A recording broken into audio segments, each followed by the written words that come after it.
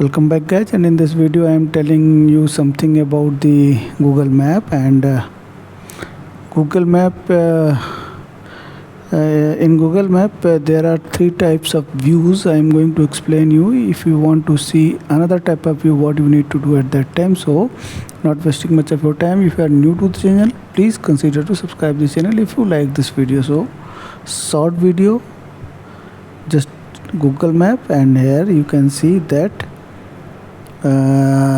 this is a normal view. And if you this is from some location to some location.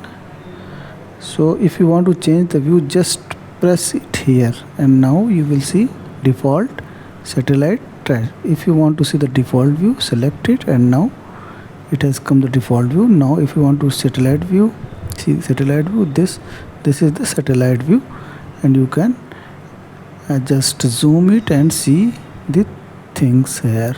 So this is the satellite view. This is what I wanted to tell you, how you will switch over between different views in the Google Maps. So if you wanted if you like this video, please consider to subscribe this channel. Thank you very much guys.